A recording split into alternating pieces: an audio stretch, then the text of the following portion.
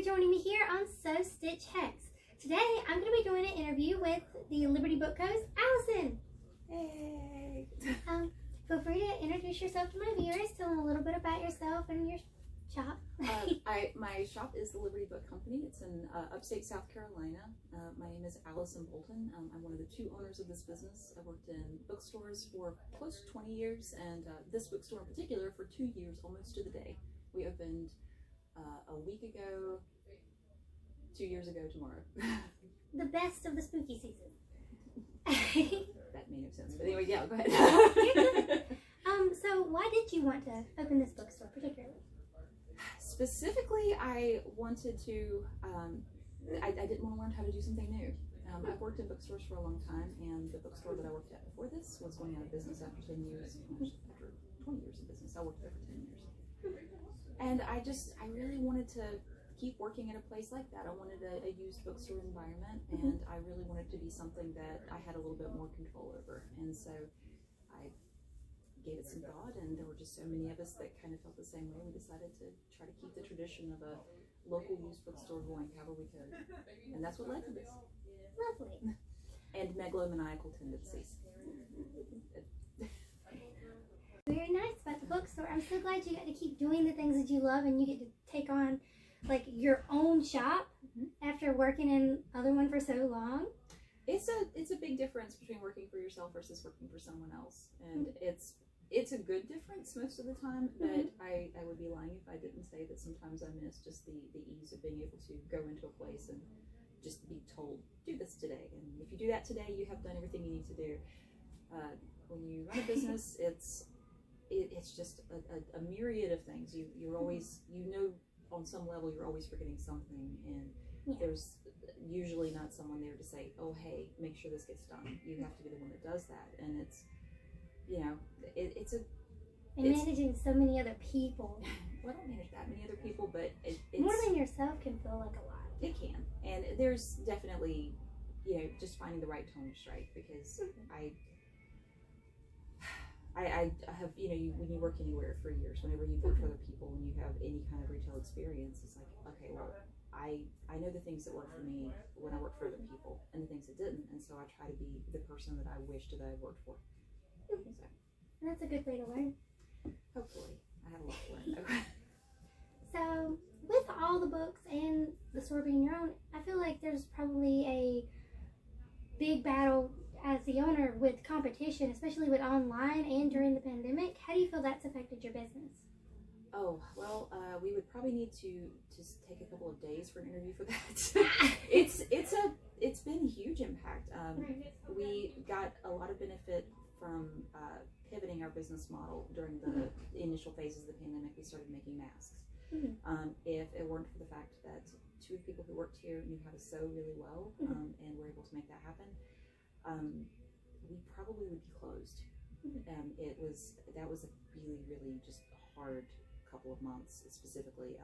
We've been working on rebuilding ever since, and we are stronger now than we were before the pandemic, which is great. But it's been such a bizarre year. As to the things that are non-pandemic related, like big box stores, online sales, things like that. We kind of exist in a space outside of that. Most big box stores and businesses don't cater to a used book clientele, and though you can find used books online, you don't have the opportunity to see what you're getting before you get it. And so being a used bookstore does give us just a little bit of a niche to occupy that sort of is distinct enough to where if people like that, if they're the kind of person who doesn't necessarily read just bestsellers or only paperback novels, so more like book enthusiasts and collectors of sorts. Definitely that, but also people who are looking for something that they can't define, and there are a lot of people like that gravitate to bookstores. And so I do think that after nuclear holocaust, when only roaches roam the earth, that there will probably still be used bookstores where maybe there won't be some of the big box stores. I think online retail is here to stay, and I personally love that there are just so many opportunities and places to buy books now that I'm not limited to just what I can drive to easily. But that said, online retail is a hard thing to compete with, so we try to make sure that at least some of our business model isn't competitive with that. That it's that we offer something that's a little bit unique that isn't available online, like a chair. Yes, like a chair. Little sit spot, space to talk and get to know your clientele. Some buzzing overhead lights, you know, the kinds of things people want. Yes. I was trying to figure out if it was the lights or the spooky cradle. It could be the lights or the haunted cradle. Yes. Maybe both. Maybe now that the cradle's been slightly moved, there's some nice synergy going on. Yes, the children are like, oh, it's no longer nap time. The cradle is just about 200 years old. Oh, nice. Yes. it's a really nice piece. It's North Carolinian and made of pine and was made sometime between 1800 and 1830. Nice. Yes. I guess that'll be a perfect time to bring up how you have the cradle transition. The cradle transition. Yes. How it's from North Carolina, and you have a lot of like local artist books. Like you have your own section just for local artists, where they can authors. Although that isn't itself an art, so I consider them artists. They are. Yes. Signed and you can actually speak to writers and get them to send you some of their books and things. We do try to do that. We love our local writers and we love our local community. So it was very important to us to have a well-established local section. There was actually initially a plan to turn one of the larger rooms in the store here into a local section, but we just didn't have enough material to do it, and we needed a space for other things, and so instead it's hidden well away right next to the front door with several large signs. But we're very proud to have the representation that we do have of local books. We have a lot of collector books on display that are local interests, that are kind of rare, hard to find items, just so that people can read it if they want to, because a lot of people around here, there are a lot of books that they aren't aware are part of their tradition in the state, and we do have North Carolinian writers represented as much as possible as well. We also claim some Georgia folks once in a blue moon, but nice. For the most part, we try to stick to South Carolinian writers or writers who themselves predominantly set their novels in South Carolina or North Carolina, as the case may be. That's really lovely.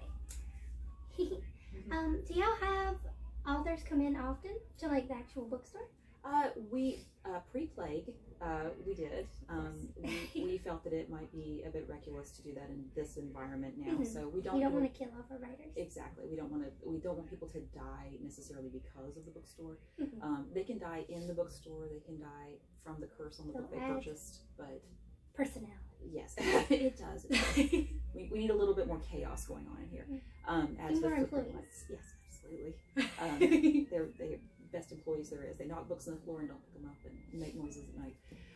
They just want to recommend it. That's it. Read this copy of Field and Stream. Trust me. I don't actually remember what you just asked me. What was it?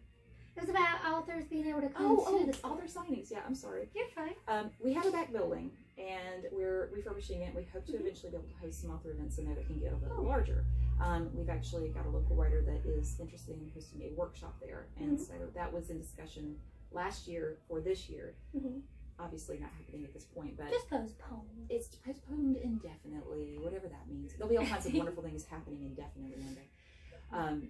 But we have a lot of space to spread out back there, which is nice, because I would like to do a lot more community type events there, not just stuff like playing D&D or having a book club, which is something that we already do, but things like, you know, having classes, having a lecture series, possibly screening incredibly awful films. Those are the best. Yes, they are. So, you know, Velocipaster, as you will. Oh, that one's so great. So we really hope to do more like that. What we've had so far has been through the library. We've actually contributed the materials to a lot of events at the library, and we've had several author events in the store. We've predominantly worked with a handful of authors that we knew from previous experience at other bookstores, but we've also made some contacts with some new local authors that we would really love eventually to do a panel with first-time authors or something where they have an opportunity to kind of get to know people, maybe in an environment where they can meet other authors and network. So, do you think you might, especially with the pandemic, if you can get one of these panels, like if things continue as they are, think of going live on y'all's Facebook page, because I know y'all have a Facebook and you try to keep the community up to date. We do try. Some of us, I'm speaking of myself at this point, are a little bit of a Luddite, and so our physical presence online is not as good as it could be, especially for social media. Rain, our esteemed employee, keeps track of the majority of the Facebook, and she does a great job at it. We will do some things through Facebook. We also are in the process right now of setting up a YouTube channel. So we do have some plans for some things that we can do that'll be a little bit more geared towards, getting to people who maybe can't come in the store physically. We did host a digital event with an author about 2 months ago. It was with Faith Hunter upon the release of her most recent Soulwood series novel, and that went really well. I do think that digital book signings are an excellent way of authors maybe who aren't local to reach out to smaller bookstores, and I hope to see more of that in the future. But we enjoyed the event and the opportunity. I would like to see kind of where things go. I do hope to have more in-person events, but I have to say that the pandemic, if nothing else, has forced people into learning new ways of doing things, and I can't help but think that there'll be some better and more dynamic opportunities to reach out to people and interact with people in the future because of it. It'll give us the opportunity to provide for those who can't. Yep, and exactly. That's what's so important. It is. This is an older building. This is actually speaks to one of the things that's great about our back building. It has a handicap accessible ramp. The store does for the storefront, but we're actually sitting in an area right now that's down a very small landing and 3 steps, and there are some of our customers that can't easily get down here, and we bring the books to them in that case, and we've always done that. This is a heritage building for South Carolina. It's not on the Register of Historic Deeds, but it is an antique building. And unfortunately, there's a limit to what we are allowed to do in order to modify the structure. The back building is also originally an old private home, but it was moved to the site much more recently. This is original to the location. And consequently, it has just basically full accessibility throughout the building. There's no part of it that is not easily able to be reached, and that makes it just so much better for things where we're intending to gather people, especially people who may not have an opportunity to see people in person otherwise. But it's something that we do try to keep in mind. So speaking of the community and your book club, what got you started on the idea of a book club and to get all the book lovers together? Oh my gosh, I think it's sort of an organic byproduct of having a bookstore. Is people congregate here anyway, people who love books. You love books, you come in. And there are just a lot of people who want their community to be where one of their primary loves is, which is books. So it was just unavoidable. I mean, we really wanted to from the get-go. I wanted to at the last business that I worked at. It just wasn't possible there. And so it was something that I was very eager to do for years. And it took us about, it was actually a year and a month after we opened before we were able to start the book club formally. But we have had it going throughout this year, and except for 2 months where we just could not meet and could not do anything really because of the plague. Because of COVID, I guess I should calling it the plague. There's been many plagues. It's the COVID plague. It's the plague of our age. It's the plague of our times. the best and most disastrous plague of our times. Because of that, we missed a couple of months, so we won't have had a full 12 meetings at the end of this year. We'll have to have 10, but you can always fit 2 more in there. I feel ambitious about it, but it's other than that, and having to frantically rearrange some of our books choices because of it. But we've really enjoyed it. We do have to limit the numbers of people that participate in person now, which is a little disappointing. But on the other hand, we've had this close-knit group that has been present most weeks and that have come back, month after month, and it's wonderful because it really does feel like a sort of a specific family here within the family of the community. Now, do you feel these members help pull in new people, or at least try? I know it can be difficult with the more introverted book company and the... Yeah, there are a few different types of people that gravitate to bookstores. Almost all of them are introverts. And so... All the company I keep for books? Yes. Really quiet? Yes. And so, their best friends aren't talking back. They're the printed word. And so, I can't say that hosting a book club has brought in like new people to the store, but I can say that it's brought some of our customers that may not interact with people much otherwise to the book club. So that feels like it's worth it to me for that reason. It's nice to also see people outside of the normal dynamic that you feel, because no matter how well you know someone, and no matter how many times you visited a business, and no matter how at home there you feel, it's entirely different when you're there after hours. And the predominant, group that meets are adults. And so it's an opportunity to, I think, be a little bit more comfortable in the environment too. And it's almost as if you get to give like an emotional worth to the community and to the people that bring your business and who just generally exist in your business sphere. That's a good way of putting it, and that's something that we strive to do as much as we can. There are limitations. There's things we just can't do yet as a business. We're not big enough, or with enough people, or the opportunities just haven't presented themselves. But I mean, we just all are kind of pretty much constantly trying to think of ways that we can do things to be there. So how do you pick the books for the store, for the book club, just generally? We have a dartboard. It's very large, and we hold darts in our hand and we throw them. The actual method is mostly customer driven. There are things that we try to keep no matter what, because they're our personal pet favorite books. I will always have the Flavia Duluth series by Alison Bradley. Love those books. The things that we feel very particular about are here, and we try to keep books that are frequent flyers on summer reading lists, or required reading for local colleges and high schools and middle schools. The rest of it is what people ask me for. So if someone comes in and says, "Hey, I really want to read Pilgrim's Progress," that is a classic, but it's also something to make sure that I have. I loved Where the Crawdads Sing. Do you have anything like that? If I get asked that enough times, which I have in the last year, try to find things that I can recommend that I feel good about, saying, "Hey, I read this, I did really enjoy this," or "I found that this had similar corollaries in these ways." But the rest of it, especially since we're a used bookstore and a lot of our inventory comes in from people trading books, it's sort of a glorious kind of just realm of uncertainty. We get hundreds of books traded in a week that we didn't pick, that people just, that for whatever reason, they are divesting themselves of it. It could be that they're moving and it's something they really like, but they just don't want to carry it with them. It could be that, they're just at a different place in life. We get all that, quite a bit. Or in some cases, and these tend to be the best quality of trade, but also the most unfortunate circumstances, we do get a fair amount of estate trades where a loved one is helping sort of transition a former loved one's belongings. And we are very grateful that we can be part of that process of grieving for people, and it tends to pay it forward. Definitely. And it's wonderful also just when you have a collection of books that belong to a single person. You feel like they kind of are still there. I mean, because it's so much of their personality that they brought them together.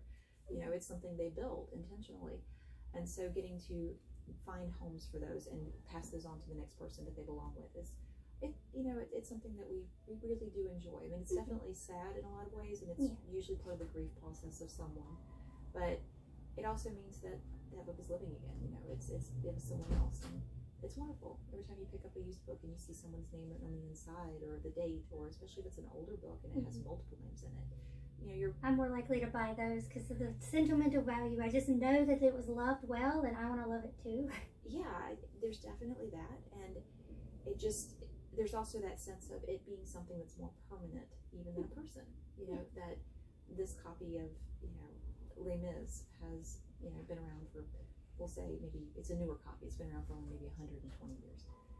And you have this copy and you see that it's belonged to 7 other people. I mean, it feels very much like you're just a steward of it until its time is come to be with someone else. And I think that people who appreciate older books, they tend to have that perspective, and I think it is more meaningful to them to be in an environment where they can find that.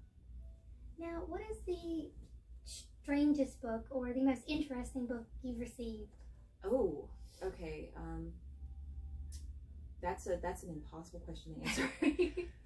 So the strangest books, honestly, that we received tend to be very, very niche interest books, and there's not one book in particular, but it will just be like a book that is meant for, you have to imagine maybe like 40 people that want it or that need it, and it's just so funny. You'll find books, coin collecting in Alaska or something like that. It's a very particular person that needs that, and those are wacky. All of us that work here, just by chance, happen to all share a love of really really misguided recipes in old recipe books. And so we love getting just gnarly old cookbooks in that have these beautiful glossy photos of Jello wiener towers, you know, that somebody built. And my personal favorite, a cookbook that features a meringue Pegasus in a shallow plate of blood, Nice. Beef blood. Yes, just, you know, just the right thing, just the right transition between meals.